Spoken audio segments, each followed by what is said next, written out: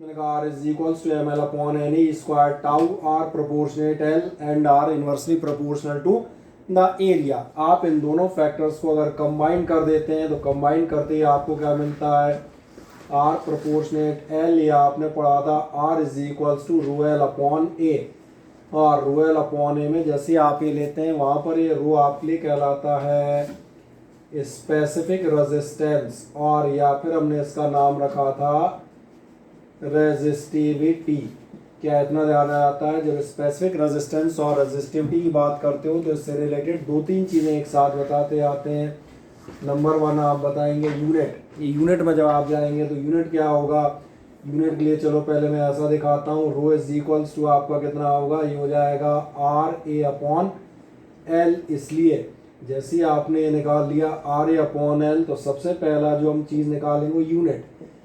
Unit आपकी क्या हो जाएगी, रेजिस्टेंस का यूनिट R, एरिया आपके लिए होगा metre square upon metre length का, तो यानी कुल मिला के आपकी यूनिट आ जाती है ओम डॉट मीटर। ये हम लोगों ने लास्ट टाइम भी गलती से चर्चा की थी, एक बार मैंने कहा रिकैप कर दूं ताकि आपको याद आ जाए। ठीक, अब अगला नंबर नेक्स्ट आप जाएंगे, इसके बाद जो मैंने कहा ओम मीटर पे जाते हो, इसके बाद नेक्स्ट जाओगे डायमेंशंस। अभी डायमेंशन जाओगे तो डायमेंशंस आपको काय की लगेंगी, रेजिस्टेंस की। अब फिर से एक बार एक चीज़ सिखा देते हैं, मान के चलें डायमेंशन मुझे एरिया की मालूम है L स्क्वायर, लेंथ की मालूम है L, R की मैं भूल गया, हो सकता है ना R की भूल जाऊँ, कोई बात नहीं, मैं रफ में चला जाऊँगा।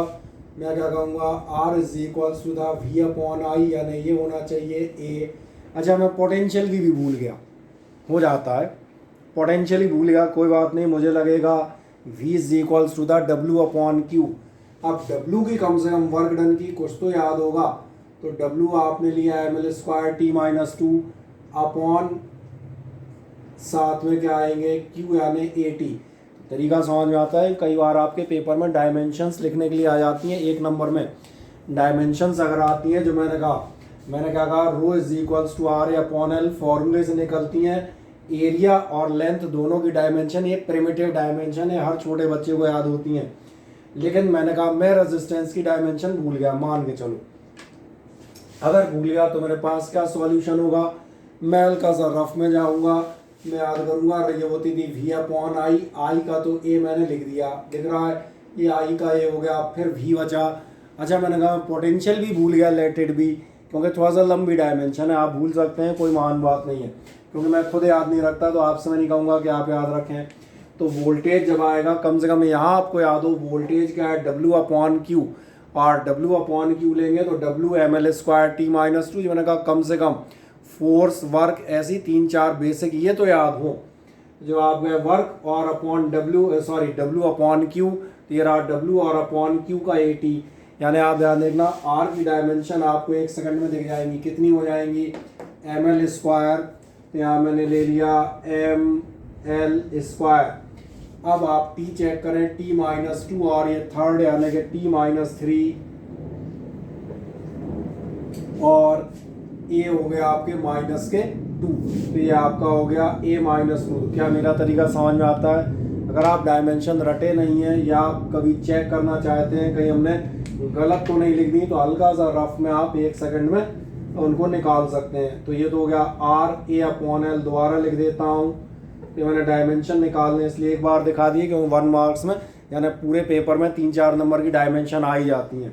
अब ये मत कहना 3-4 नंबर से क्या होता है, 3-3 4-4 नंबर करके आपका पेपर जो है पूरा 70 पे आ जाता है। तो पेपर में कोई भी चीज़ 20 नंबर की नहीं आएगी। तुम सोचो रेजिस्टेंस के फैक्टर्स अफेक्टिंग, उसने कह दिया 35 मार्क्स, आधे वैसे ही पास हो गए। इसलिए लास्ट कहानी क्या होगा, एक एल कैंसिल हो जाएगा, आपको मिलेगा एक एल यानी ML3 T-3 और A-2। ये मैंने आपके दो बेसिक चीज़ें निकाल दी, यूनिट निकाल दिया, डायमेंशन निकाल दिया। अब एक सबसे खास बात, और वो हम जाएंगे डेफिनेशन। आखिरकार रेजिस्टिविटी की डेफिनेशन क्या होगी, डेफिनेशन ध्यान देखना, बेसिक कंसेप्ट हमने यहाँ से दे दिया था कि R is equal proportionate L by A, rho is a constant which is called specific resistance और resistivity. But what will be the proper definition, तो प्रॉपर डेफिनेशन के लिए आप छोटा सा एक काम करें, इस फॉर्मूले को आप दोबारा देखें। किस फॉर्मूले को? ये जो मैंने कहा R is equals to rho is equals to R A by L. आप छोटी चीज माने if L is equals to 1 metre and A is equals to 1 metre square.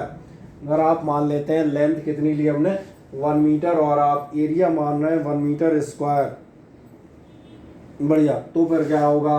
तो फिर आपको समझ में आएगा then rho is equals to आपका ये दोनों 1 हो गए, यानी रो इज इक्वल्स टू हमारा कितना निकल गया R। अब इस चीज को हम कन्वर्ट करेंगे वर्डिंग्स में। अब वर्डिंग्स में आप कैसे कन्वर्ट करते हैं, यही कला थी फिजिक्स में लास्ट ईयर, यही सिखाते थे कि आप मैथमेटिक्स को अपनी जो है वो वर्डिंग्स में कन्वर्ट कर ले जाएं। एक सेकंड में वर्डिंग क्या मैसेज है इनको देख लूँ, फिर एक सेकंड में आपको बता रहा हूँ। अच्छा, इतनी सारी गुड इवनिंग, ठीक है। और कुछ?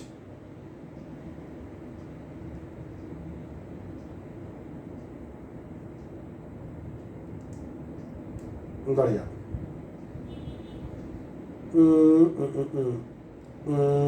अरे हाँ, बाकी बोर्ड सबको क्लियर दिख रहा है ऐसा मुझे लग रहा है, मैं अपना देख लूँ। बढ़िया, सही दिख रहा है बोर्ड बाहर आदमी को, मुझे भी दिख रहा है। हाँ, मैंने कहा rho is equals to are, इसको हम लैंग्वेज में कन्वर्ट करते हैं। लैंग्वेज में आप क्या कन्वर्ट करेंगे, मैं लिख ही देता हूँ। ये आपसे कहता है resistivity of a substance is numerically equal to, देख लें, resistivity of a substance is numerically equal to, काय के इक्वल है, ध्यान से देखो, रेजिस्टेंस ऑफ ए कंडक्टर। काय की इक्वल होगी, रेजिस्टेंस ऑफ ए कंडक्टर की इक्वल है, किसके? रेजिस्टेंस के इक्वल है, हैविंग यूनिट लेंथ, दिख रहा है L बराबर 1 metre, having unit length and unit area of cross section. तो बस यही मैंने कहा था, केवल इतनी लैंग्वेज हम दे देंगे, हैविंग यूनिट लेंथ एंड आप बताएंगे unit area of cross section. ये मैंने कहा मेरा काम पूरा हो गया आपका डेफिनेशन का, जो हमने कहा था रेजिस्टिविटी। लास्ट एक चीज आएगी, रेजिस्टिविटी के लिए एक फॉर्मूला और होगा, आप बता सकते हैं रेजिस्टेंस आपका ध्यान है ml/ne² टाउ था, यानी जो आप रो निकालेंगे तो रो ध्यान देखें कितना निकलेगा R बोले तो ml/ne²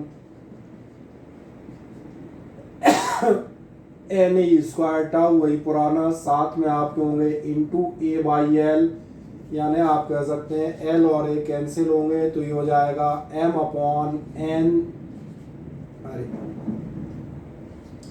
E² और टाउ। और जब ये चीज़ आपको समझ में आ जाती है तो इससे हमारे फैक्टर्स अफेक्टिंग निकल आएंगे, जो कल लास्ट राउंड पे हमने रेजिस्टेंस में काफ़ी सारे डिस्कस किए थे। इनमें से काफ़ी सब मैंने लास्ट राउंड में भी डिस्कस किया था, मैंने एक बार इसलिए डिस्कस कर दिया कि अगर आपका कुछ छूटा हो या कुछ नहीं समझ में आया हो तो एक बार दोबारा से रिकैप कर दें, क्योंकि आपको क्लियर हो जाए। जब आप फैक्टर्स अफेक्टिंग में जाएंगे, रेजिस्टेंस के 4 फैक्टर थे। रेजिस्टेंस के 4 फैक्टर कौन से थे? Length, area, number density of electrons या नेचर ऑफ मटेरियल, और टाउ यानी कि relaxation time, but indirectly temperature. अब तुम्हारा ध्यान जाएगा, इसमें 2 फैक्टर कैंसिल हो रहे हैं, 2 ही बचेंगे। ये ऐसे देख सकते हैं, या फिर डायरेक्ट देखें तो आपको दिखेगा केवल 2 फैक्टर अपने पास बच रहे हैं, एन और टाउ। क्या फर्क पड़ेगा एन और टाउ के लिए? पहला बताएंगे रेजिस्टिविटी इज,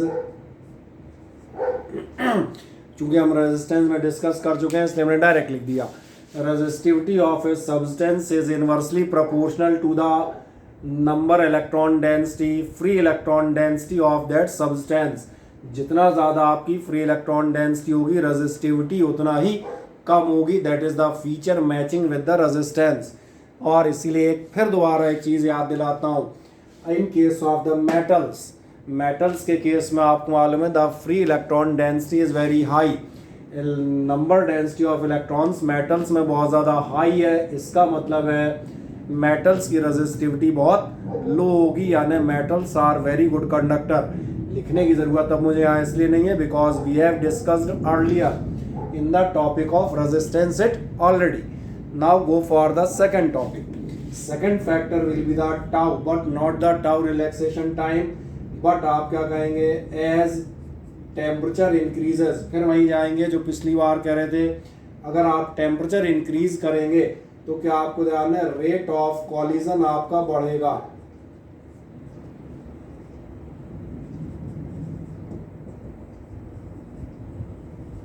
और अगर रेट ऑफ कॉलिजन बढ़ा तो ध्यान देखना इसका मतलब क्या होगा.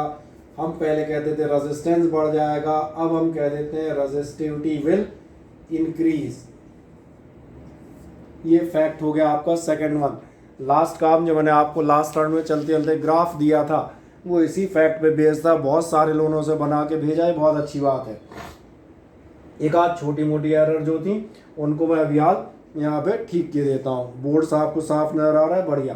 तो हम जो बात कर रहे थे, मैंने कहा था अगर रो विल इंक्रीज, आपकी रेजिस्टिविटी इंक्रीज होगी तो कितना इंक्रीज होगी, तो आपका रिलेशन फॉर टेम्परेचर जो हम बात कर रहे थे, relation for temperature, relation for temperature वही है आपका rho T is equals to rho naught, अरे 1 प्लस एल्फा टी. और अब आप बात करेंगे तो ये क्या बताता है, लाइक द रेजिस्टेंस, ये भी बताता है resistivity at T degree Celsius. जो आपकी टी डिग्री सेल्सियस पे रेजिस्टिविटी है, ये आपकी 0 डिग्री सेल्सियस पे रेजिस्टिविटी है. It is the well known constant और कोफिशिएंट अल्फा. अल्फा बोले तो टेम्परेचर कोएफिशिएंट ऑफ रेजिस्टेंस. और लास्ट काम, अगर इसके लिए आप ग्राफ बनाएंगे, अब आपको ग्राफ बनाना आता है क्योंकि मैंने लास्ट रन पे चलते चलते बनवा दिया था, तो ग्राफिकल रिप्रेजेंटेशन आपको दिख रहा होगा कैसा होगा. सेम रिलेशन है फॉर द रेजिस्टेंस, तो ये आपका टी, ये आपका रेजिस्टिविटी, ये आपका ग्राफ कैसा आ जाएगा like a straight line.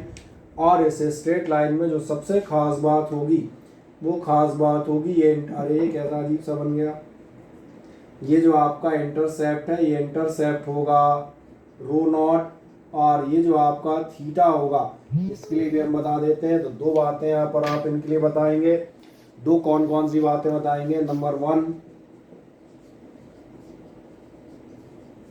Intercept ध्यान देखना, सी लिख देता हूँ, सी का आ जाता है ना intercept, C is equals to का रो नॉट यानी रेजिस्टिविटी एट 0 डिग्री सेल्सियस. और अगर आप उठाएंगे स्लोप, टेन थीटा लिख देता हूँ, एम होता है वैसे. टेन थीटा क्या बताएगा ध्यान देखो, टेन थीटा में एक आध दो लोगों ने गड़बड़ किया था. टेन थीटा होगा रो नॉट इंटू अल्फा, दिख रहा है. इक्वेशन पूरा खोल वो चेक कर लेना रेजिस्टेंस वाले से. रो नॉट अल्फा आपका ये टोटल आपकी क्या चीज़ हो जाएगी, ये हो गया आपका स्लोप. अब एक काम करें, धीरे से ध्यान से देखें, क्या ये पूरी कहानी आपको समझ में आती है, हाँ या ना. आराम से एक बार बोर्ड पे निगाह मार लें, किसी को कोई डाउट हो तो मुझे पूछ लें.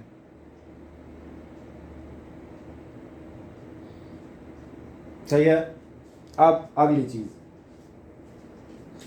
जब हम रेजिस्टिविटी से रिलेटेड ये सारे बेसिक पढ़ लेते हैं, रेजिस्टिविटी कहाँ से आती है, यूनिट क्या है, डायमेंशनल फॉर्मूला क्या है, डेफिनेशन क्या है, फैक्टर्स अफेक्टिंग क्या है, और लास्ट काम टेम्परेचर के साथ किस टाइप से बदलेगी, तो हमारे पास इस अल्फा की चर्चा के लिए कोई खास जगह नहीं बचती. बिकॉज अल्फा के लिए हमने पहले डिस्कस कर रखा है कि आपके ये जो अल्फा है किसको हम कहते हैं, मेटल्स के लिए पॉजिटिव हाई वैल्यू होगी, एलॉयज के लिए आपकी पॉजिटिव और नेग्लिजिबल वैल्यू होगी, इलेक्ट्रोलाइट और सेमीकंडक्टर्स के लिए कैसी वैल्यू आएगी, नेगेटिव वैल्यू आएगी. तो ये पूरी कहानी हम कहते हैं आपको रेजिस्टिविटी से रिलेटेड एक साइड में समझ में आ जाती है. तो ये मैंने यहाँ पर सिंपल सी लाइन मार दी. अब हम एक नेक्स्ट टॉपिक पे इसके बाद जाएंगे. पहले आप एक काम करें, इसका आप जो है वो स्क्रीनशॉट ले लें, ठीक है.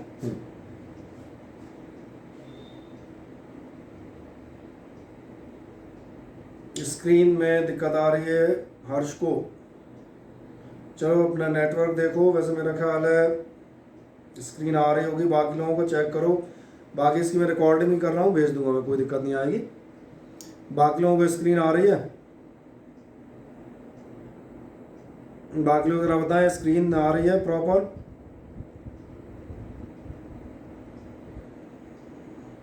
ठीक है, बाकियों को आ रही है तो एक काम करो हर्ष, तुम एक काम करो, मीटिंग से बाहर निकल के दोबारा रिज्वाइन कर जाओ, एक बार फुर्ती से कर जाओ, अभी कोई दिक्कत नहीं है, अभी तो 1 मिनट के टाइम में नया कुछ स्टार्ट नहीं कर रहे। सबको आ रही, बढ़िया आ रही है हर्ष, एक बार लीव करके दोबारा रिज्वाइन कर जाओ। बाकी लोग एक काम करें कि स्क्रीनशॉट मार दें तब तक, ठीक।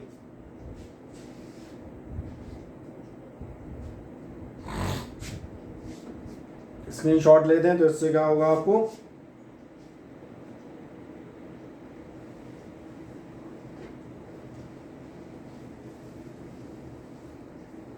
इतनी कहानी आपको क्लियर हो जाएगी।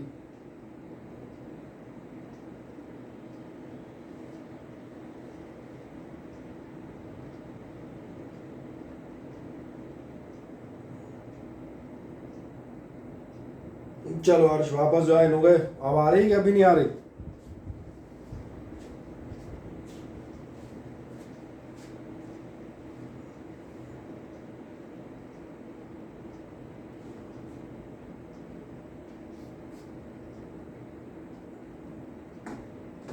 ठीक, चलेंगे, स्क्रीनशॉट आप ले लें जो आपसे कहा था, ले लिया जनरली। अब मैं इसको रब कर लेता हूँ आराम से। चलो अब स्क्रीन आने लगी, नहीं आ रही?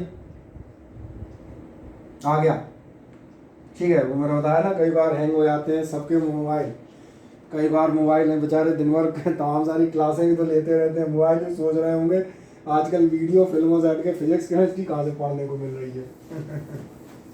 उनका भी क्या मूड खराब हो जाता होगा ना बीच बीच में। एक काम करें, अब मुझे से देखें एक सेकंड इधर, ये हमने रेजिस्टेंस और रेजिस्टिविटी के मोस्ट ऑफ द टॉपिक आपके एंड अप कर लिए।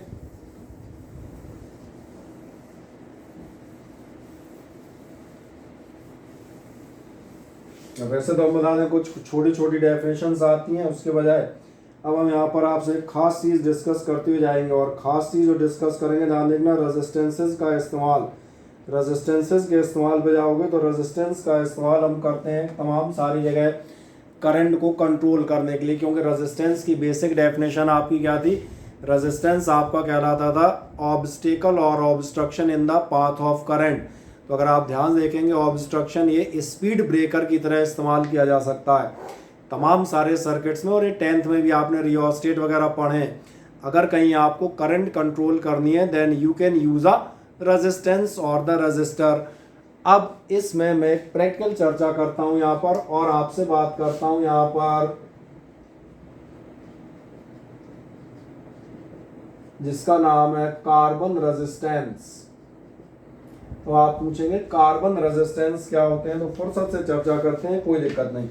कार्बन रेजिस्टेंस ध्यान देखना, अगर आपके हम कहते हैं टीवी, कंप्यूटर, लैपटॉप और ऐसे हम कहते हैं इलेक्ट्रॉनिक उपकरण है, तो इसमें आपका ध्यान जाएगा, कभी आप इनको खोलेंगे तो अंदर आपको दिखेगा एक पत्ता टाइप का या प्लेट टाइप की निकलती है, उसमें तमाम सारे हम कहते हैं सर्किट्स और ये सब बंधे हुए दिखते हैं।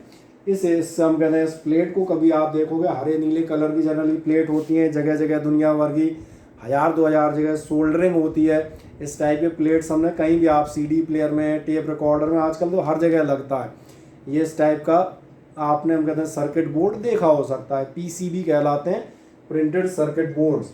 जब आप किसी भी इलेक्ट्रॉनिक इंस्ट्रूमेंट के पीसीबी पे जाएंगे उसमें आपको दिखेगा, उसमें 2 टाइप की चीज़ें आपको अलग से चिपकी हुई बाहर से नज़र आएंगी। जो बाहर से नज़र आती हैं, एक तो हम बता दें इस टाइप के सिलेंडर देखते हैं, और सिलेंडर मतलब से इतना बड़ा सिलेंडर नहीं कह रहा हूँ, कितना बड़ा सिलेंडर, ये हम कहते हैं आपके एक नाखून की लेंथ के बराबर का सिलेंडर। ये जो सिलेंडर रहते हैं ये आपको जनरली नज़र आएंगे, किस कलर के रहेंगे? ये सिलेंडर होते हैं ब्लू कलर के। तो आप पूछेंगे सिलेंडर क्या शो करता है? कुछ नहीं, कभी ऐसा सर्किट खुला दिखे तो सिलेंडर को पढ़ना, उस पर हल्का सा प्रिंट होता है काले अक्षरों में 2500 माइक्रोफेरेड, 1500 पिकोफेरेड एटसेट्रा। जब मैं ऐसा पढ़ रहा हूँ इतने माइक्रोफेरेड, तुमने ध्यान नहीं दिया, फेरेड का मतलब ये नीला डब्बा, ये कहीं ना कहीं कंडेंसर या कैपेसिटर है। ऐसे ही ध्यान देखना, और ध्यान देखना तो एक बिल्कुल ये बासमती चावल के दाने के बराबर आपको जो है येलो या क्रीम कलर के, ऐसे मैं थोड़ा बड़ा बना रहा हूँ, चावल के दाने बराबर होते हैं, तब बना दूंगा तो दिखेगा ही नहीं। एक इस टाइप का हम कहते हैं सिलिंड्रिकल डिवाइस नज़र आएगी। किस कलर की होगी? मैंने कहा इसका कलर होता है क्रीम येलो, और मैंने कहा कितनी बड़ी होती है? तो मैंने कहा लगभग लगभग है चावल के दाने के बराबर। और ये थोड़ा अजीब सा बन गया यार, गंदे टाइप का।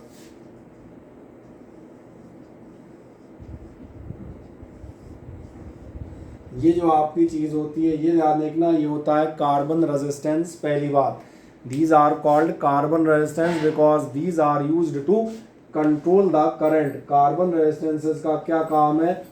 ये इस्तेमाल होते हैं for controlling the current in different electrical और इलेक्ट्रॉनिक सर्किट्स। नंबर 1। अब दूसरी सबसे अच्छी बात बताता हूँ, जब आप इन सर्किट्स की चर्चा करते हैं तो इन सर्किट, ये जो कार्बन रेजिस्टेंस है, जब भी इसकी वैल्यू की बात की जाती है तो इस कार्बन रेजिस्टेंस की वैल्यू इस पर प्रिंट नहीं की जाती। एक्चुअली उसका रीज़न है, ध्यान देखें, अगर आपको मेरे हाथ में पेन नज़र आ रहे हो, इन पेनों पे आप देखेंगे कहीं ना कहीं कंपनी का नाम प्रिंट हुआ करता था। लेकिन हमने क्या किया, जैसे ही हम इस्तेमाल कर रहे हैं तो वहाँ ध्यान जाएगा 2-4 बार रगड़ने के बाद इंक गायब हो जाती है।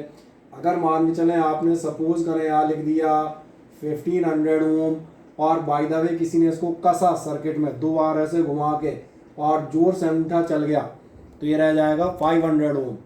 इसलिए ध्यान देखना, हम क्या करते हैं, इन पर आप इस टाइप से कलर्ड बैंड या कलर्ड रिंग बना देते हैं।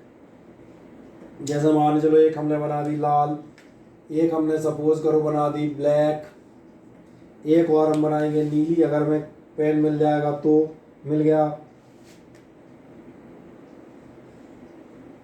ठीक। और एक चौथी रिंग, इनकी ध्यान देखना, इनकी जो वैल्यूज हैं इस टाइप की कलर्ड रिंग्स से शो की जाती हैं। तो जो मैं अगली बात बताता हूँ, इन कार्बन रेजिस्टेंस की वैल्यूज आप कैसे शो करते हैं? इनकी वैल्यू आप शो करते हैं कलर्ड बैंड्स, या आप कह सकते हैं रिंग्स से। अब बस एक सवाल बना, जो वैल्यू, जैसे मैंने 4 पट्टियाँ इस पर खींच रखी हैं, तो ये आपकी क्या वैल्यू बता रहे होंगे? वैल्यू हम कैसे डिटरमाइन करेंगे? तो इस वैल्यू डिटरमाइन करने के लिए आपको लगता है कलर कोड। आप उसको पहले सुनिएगा आराम से, फिर हम उस पर डिस्कस करेंगे कि आपको समझ में आया या नहीं। जब आप इस कलर कोड की बात करेंगे, आवाज़ साफ आ रही है आप सभी को? ठीक। जो आप कलर कोड की बात कर रहे होंगे, तो मैंने कहा कलर कोड में ध्यान से देखना, जो आपके फर्स्ट एंड सेकंड बैंड है, जो आपने बैंड या पट्टियां खींची हैं, ये आपकी बताती हैं डिजिट। आपका थर्ड बैंड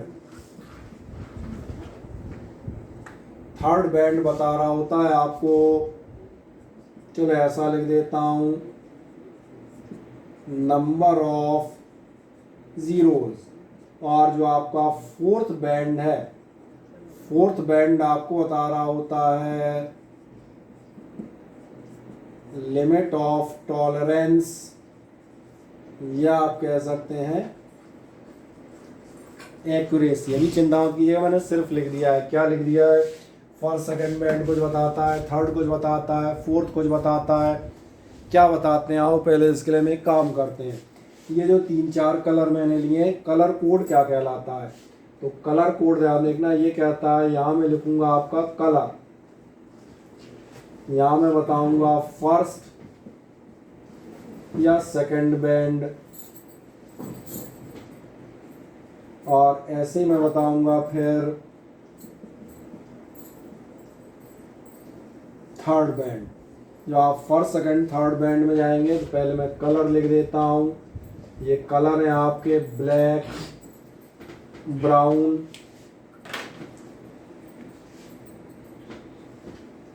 रेड, ऑरेंज,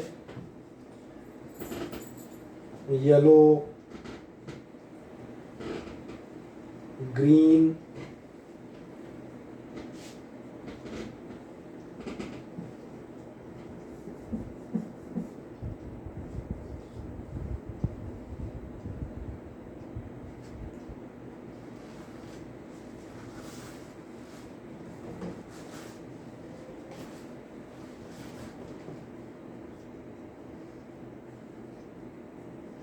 दिख रहे हैं सारे कलर्स।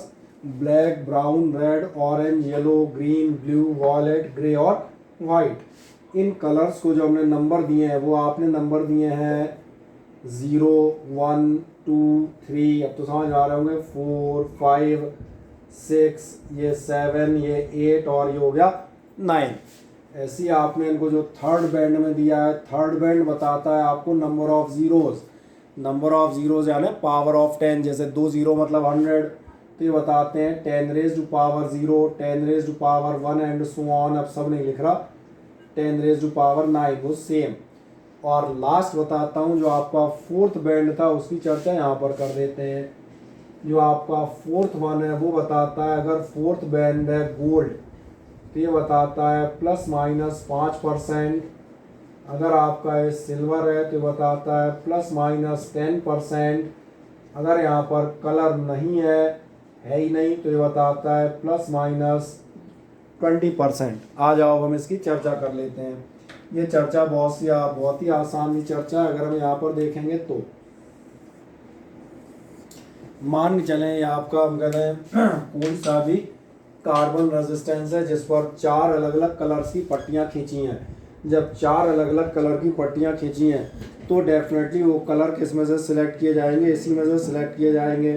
तो चलो मैं पूछ लेता हूँ आपसे, आयुषी कोई सा एक कलर बताओ, इनमें से किसी भी एक कलर का नाम लो।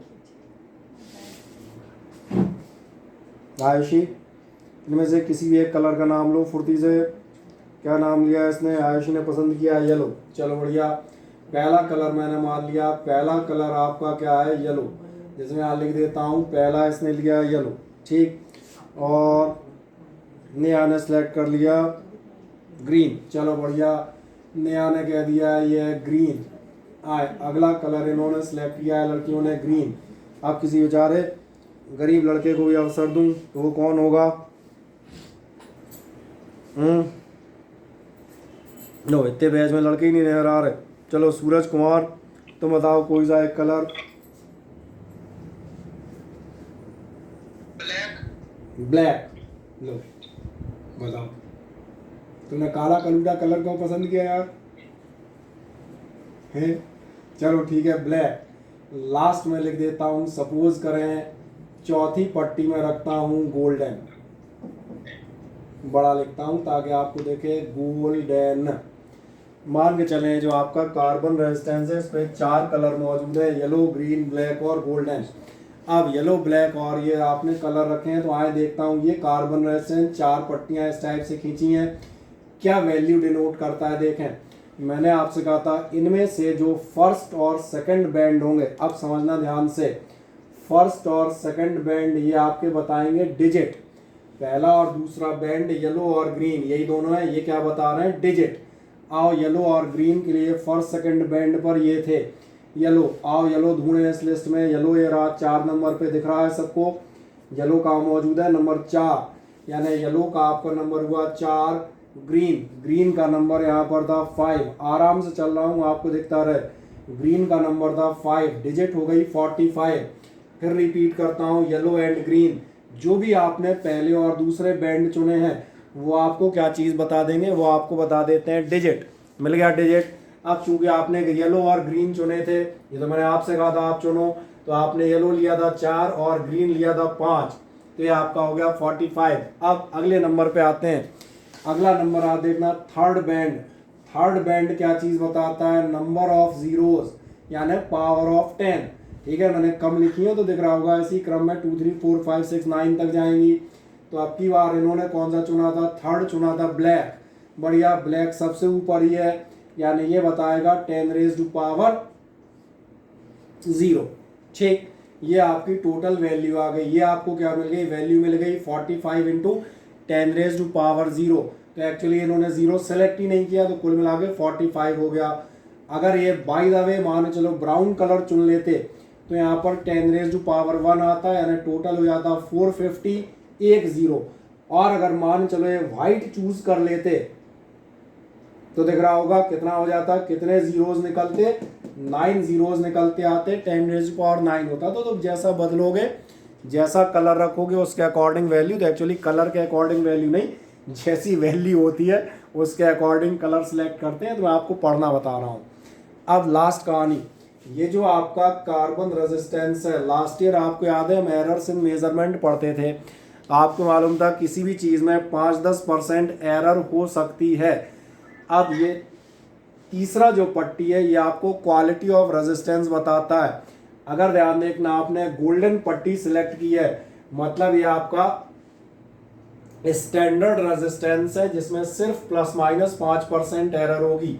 अगर आपने सिल्वर पट्टी सिलेक्ट की है तो ये सेकंड ग्रेड रेजिस्टेंस है, सस्ता माल है, ±10% एरर हो सकती है। और अगर इस पर कोई पट्टी नहीं है, नो कलर इज देयर, तो फिर इसमें एरर होगी ±20%, यानी ये चाइनीज माल है ना। आ जाओ, अब आपने कौन सा सिलेक्ट किया था, खैर ये मैंने सिलेक्ट किया था गोल्डन, तो इसका मतलब ये जो आपने चुना है इसमें कितनी एरर हो सकती है, इट में हैव एरर 5%। क्या अब आपको वैल्यू पढ़ना समझ में आ जाता है? किसी भी कार्बन रेजिस्टेंस पर अगर वैल्यू गिवन होगी तो हम कैसे उसकी वैल्यू पता लगा सकते हैं? क्या ये समझ में आता है हर आदमी को? हाँ ना बताएं फुर्ती से। अरे किसी को समझ में नहीं आया क्या?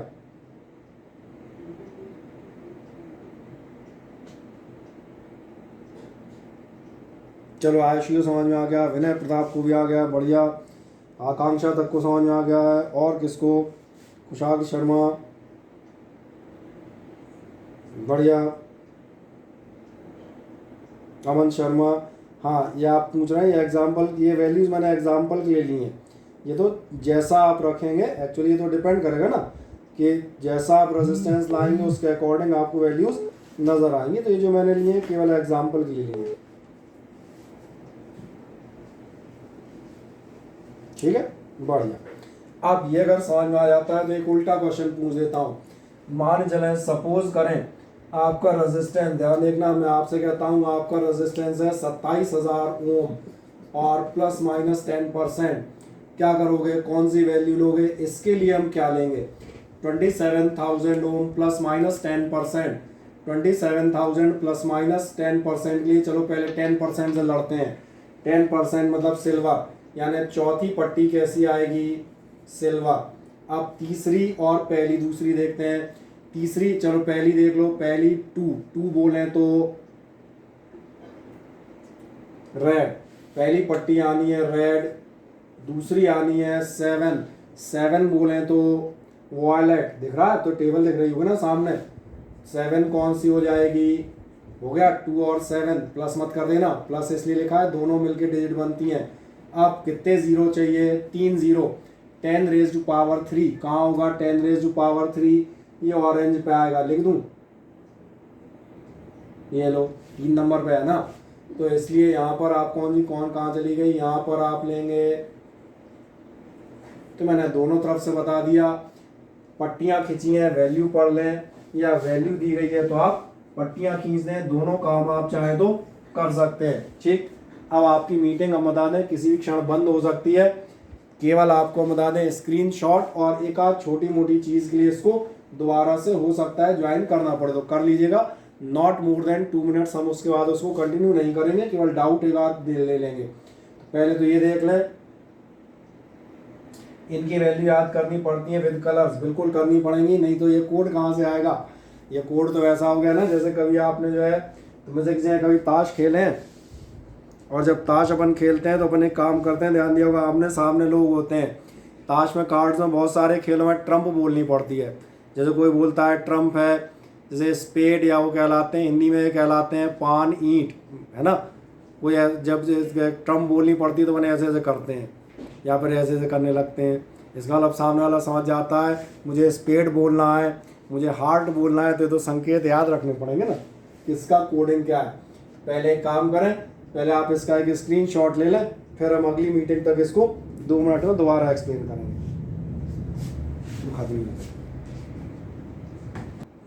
कर दिया, चल यहाँ देखें, आपके जो डाउट है मैं बता रहा हूँ। पहली बात तो एक समरी ले लें एक बार दोबारा से 2 मिनट में, जो मैंने कहा था 5 मिनट के लिए कंटिन्यू करना है, ज़्यादा कुछ नहीं।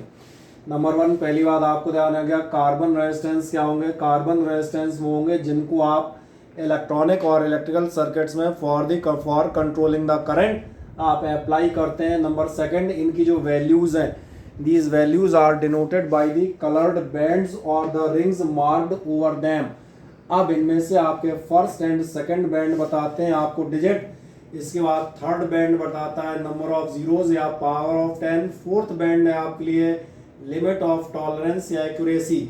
जैसा कि मैंने एग्जांपल दिया, जैसा कि आप लोगों ने सिलेक्ट किया था, मान चले इसके लिए येलो और ग्रीन, पहले दो बैंड सिलेक्ट किए थे तो पहले दो बैंड से मुझे डिजिट मिल गई, येलो 4 ग्रीन 5 यानी 45। थर्ड बैंड यानी कि ब्लैक से मुझे मिले नंबर ऑफ जीरोज, ब्लैक बोले तो नंबर ऑफ जीरोज या पावर हुई 10⁻⁴। और लास्ट जो चौथा बैंड था आपका, मैंने सेलेक्ट किया था गोल्डन, यानी इसकी क्वालिटी बता दी गई, एक्यूरेसी बता दी गई, कितना होगा, कितनी एरर हो सकती है, 5%, छोटी मोटी एरर होती रहेगी। या फिर उल्टा बता दिया, उल्टा अगर आपको एग्जाम में वैल्यू दे दे and you have to go for the bands, तो कोई दिक्कत नहीं है। 2 और 7 पढ़ें, 2 बोले तो रेड, पहला बैंड रेड हो गया, 7 7 7 7 7 7 ये रहा।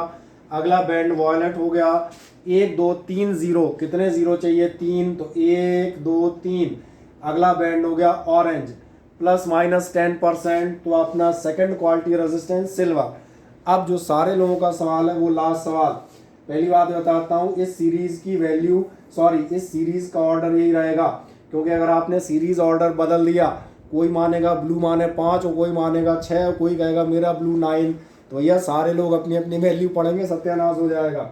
इसलिए पहली बात ये कहा जाता है कि इसकी वैल्यू, इस कार्बन रेजिस्टेंस का ये कोड यूनिवर्सल कोड है, इंटरनेशनल कोड, जापान से बना हुआ टीवी भी आएगा, उस पर भी जो रेजिस्टेंस बना हुआ है वो यही कलर कोड लेगा, नहीं तो हर आदमी अलग नहीं पढ़ लेगा। तो फिर कुशाग्र शर्मा का सवाल था कि हम इसको याद कैसे करेंगे, क्योंकि कलर बड़े अटपटे हैं, ब्लैक ब्राउन रेड ऑरेंज तरीके, कुछ मत करो, एक छोटा सा सेंटेंस याद रखना, और सेंटेंस में बड़े बड़े अक्षरों में लिख देता हूँ।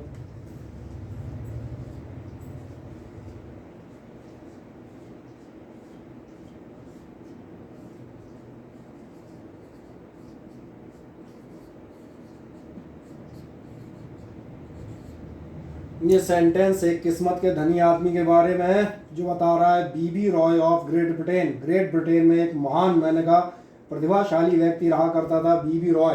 वो प्रतिभाशाली क्यों था वो भी हाल क्लियर होगा। B B Roy of Great Britain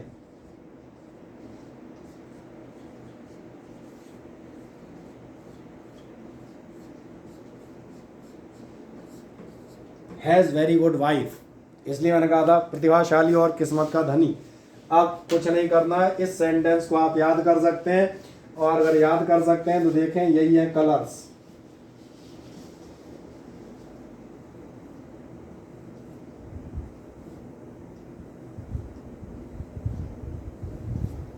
इसलिए ध्यान देखना, मैं इस टेबल का इस्तेमाल ही नहीं करता, टेबल एक बार में दिखा देता हूं।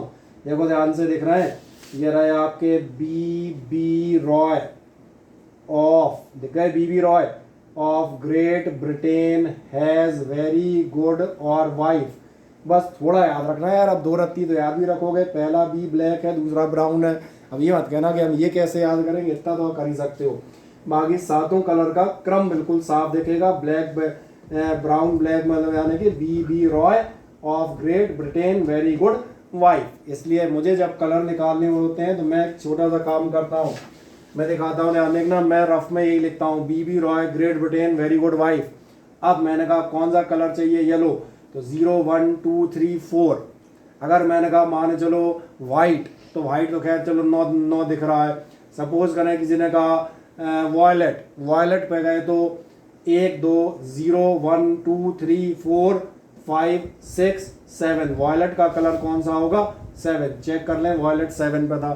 तो हम क्या करते हैं, ये सब टेबल लेवल छोड़ के सीधा इसको लिख के एक सेकंड में निकाल देते हैं, पहला दूसरा जो भी हो नंबर, जो नंबर है, मजेदार बात है, जो नंबर है वही उसकी पावर है, जो नंबर है, और नंबर 1 है तो पावर भी 1 है। अब समझ में आ गया होगा, इनकी वैल्यूज निकालना। इंटरेस्टिंग बात, इस पार्ट से आने वाला क्वेश्चन हर जगह आया है, आपके बोर्ड एग्जामिनेशंस में, नीट में, मेंस में, सब जगह कईयों बार इसका क्वेश्चन पूछा गया है सेम।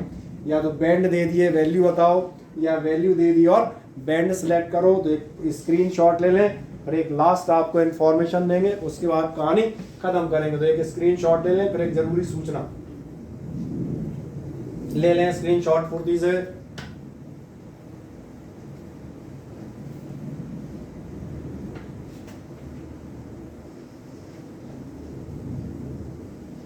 सही है, सिंपल हो गई सीरीज, बढ़िया, अब तो याद रहेगी।